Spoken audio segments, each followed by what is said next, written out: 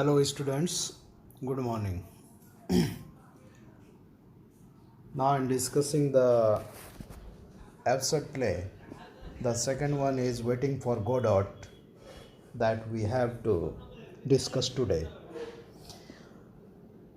Earlier we had discussed the abstract play, the chairs. Now it's the time for the Waiting for Godot. In this play, I would like to first remind you about the abstract play's features. What are the features of the abstract plays? In my previous episode, I had given you that some disgusting, helplessness, meaningless talks were the things that makes the reader confusing about the play.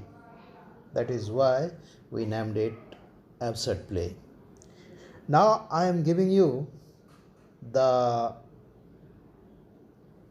actual and the fittest features of this absurd play.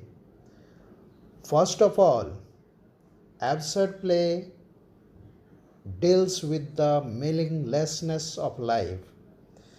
Means absurd play, all the absurd plays discusses the meaninglessness of life. Second one, it is the absurdity of the human existence. The third feature of the absurd play is there we find the repetitions of dialogue. Every time the things are repeated, the dialogues are repeated, and it makes the reader disgusted. And altogether, these all dialogues were the meaningless. These are all the meaningless dialogues.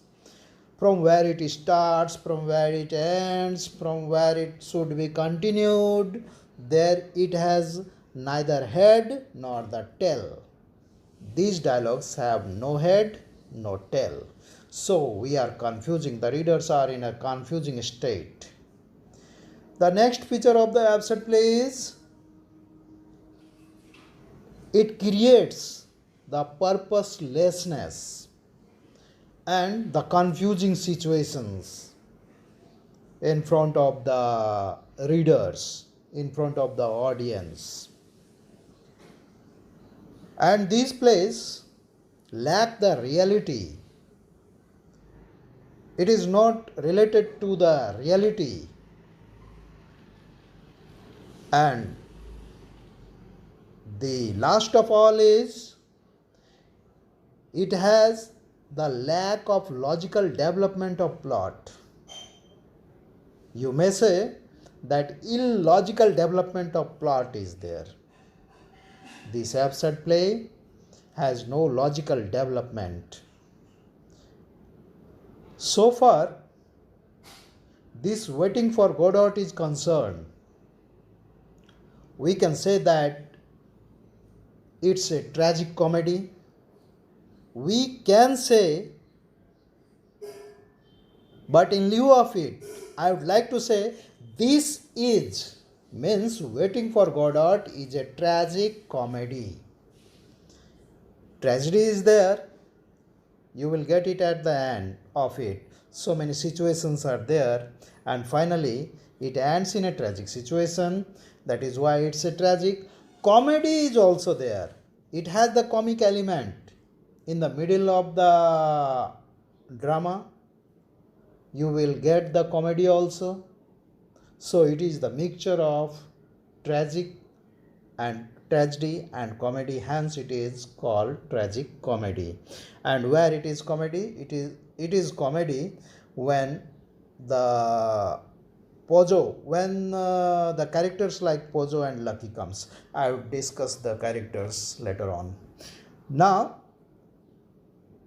this Waiting for Godot is the product in the decades of 1950s, and this decade of 1950 is famous for the absurd plays. It has riveted the minds of the readers, the audience, especially the Waiting for Godot. It has created a huge number of the audience and the readers. For the characters, so far the characters in the Waiting for Godot is concerned, I would like to mention there are 6 characters in the Waiting for Godot. Number 1, Vladimir. He is also known as Didi. The second name of Vladimir is Didi. The second character is Estragon. He is also known as Gogo. The third character is Pojo. He is a landowner and he has many slaves. The fourth character is Lucky. Lucky is a slave of Pojo, and wherever Pojo goes, he takes Lucky with him with a rope in the neck of Lucky, and he will draw the rope which will draw Lucky with him. Lucky will always carry the instruments like food, some food, stools for this Pojo. Okay. The next character is a boy. And the last one is Godot. Well, all the 5 characters has a physical appearance. All these 5 characters have a physical appearance. All these 5 characters means Vladimir, Estragon, Pojo, Lucky and Boy. They have the physical appearance. Whereas Godot has no physical appearance at all. He is an invisible character. Whether he is a character or not, it is also not clear, but name of Godot is always mentioned in the drama. Throughout the drama, it is Godot who is churning the drama. Okay, Godot is an invisible one, and everyone is waiting for Godot, that Godot will come. But telling the fact to you, Godot never comes. He never appears in this play. Mind it, Waiting for Godot is 2-act play. It has 2 acts only, and the first act begins with Vladimir and Estragon. We find that 2 persons, Vladimir and Estragon, they were under the leafless tree. The tree has not a single leaf at all, and these 2 persons were standing there. Vladimir is unfolding his shoes, unfastening his shoes, but he feels problem in doing so, and in the middle, while he is unfastening the shoes, he says, I feel hungry. Then Estragon gives him the carrot and radish to eat. He eats it. Well, now they are talking there under this leafless tree. He says, Godot will come here. When they were talking to each other there, we find Vladimir is an intelligent one. He has a logical approach to life. He is a philosophical one. Whereas Estragon is an amazing character. He, what we may say, that he suffers. He is a coward, number 1. He forgets the things immediately, number 2. He suffers through nightmare, number 4. In nightmare, sometimes he cries out of the fear as if someone is beating him. Someone is torturing him. He can't even know what is nightmare. And the special one more characteristic of this estragon is he sleeps quickly. We find that this estragon is finally a coward man.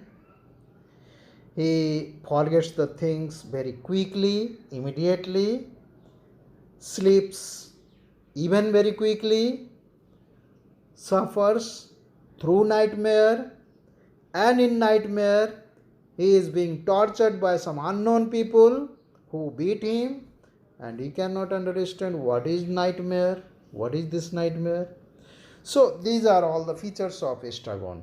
Well, these two persons, Vladimir and estragon, we may say that they were the two trams, all the time moving from place to place. But here in this act, they are all under the leafless tree and waiting for Godot. They are talking together. While they were talking together, it is at a point that they push the proposal to the other one that let us hang on this tree. Why this word hang? It means they want to commit suicide. This is one approach of this hanging in the tree. It is at that time Pojo and Lucky passes through the road. Pojo, as I have already told you that he was a landowner and he has many slaves. He was drawing Lucky by his neck where there was a rope, and this rope was being pulled by Pojo. He was drawing Lucky. Lucky was carrying some food, stools. Pojo reaches there. Pojo and Lucky reached there to Vladimir and estragon, and they started talking to each other. Okay. Each other means Pojo and Vladimir sometimes. And sometimes they were talking to one another. Estragon also involved in it, in this talk. Pojo feels himself hungry. Lucky gives him the tool to sit down and food to eat. Pojo eats chicken and he throws the bones of the chicken towards Lucky, and Lucky is now sucking this bone. This is all absurd. It seems absurd to Vladimir. Why this Lucky is sucking this bone only? Anyway, this was all disgusting, and the evening is to approach. There comes the boy. It is the last of the act 1. A boy comes there and he says, Godot will not come. Godot will not come today. So this is the end of the act 1. They decided to wait for the another day also, because Godot will come by the next day. Anyway, Pojo is gone, Lucky is gone, Vladimir and estragon is also out of the place. But when the second act opens, we find the same tree is there, same Vladimir and estragon is there, and they were still waiting for the Godot, that Godot will come to help them, because they might be in a precarious condition. They might be in a very strange situation where they need the help of Godot. So they were telling that Godot will come to help them. Anyway, once again Pojo and Lucky arrives there, but this time we find a change in it. Pojo is blind and Lucky is dumb. In the previous act we had found that Lucky was dancing in order to entertain them, in order to entertain his master Pojo. But this time we find Pojo is blind, Lucky is dumb. Then Vladimir asks Pojo, why you become a blind one? What happened to you? How you become blind one? It makes Pojo angry, and Pojo says, the life itself is a blind. And what happened in it if I am becoming a blind one? Life itself is a blind one. So, we find Pojo is somewhat angry, aggressive. It keeps the Vladimir shut up. And now they both, Pojo and Lucky, are gone. Once again, the boy arrives. It is the last of the second act.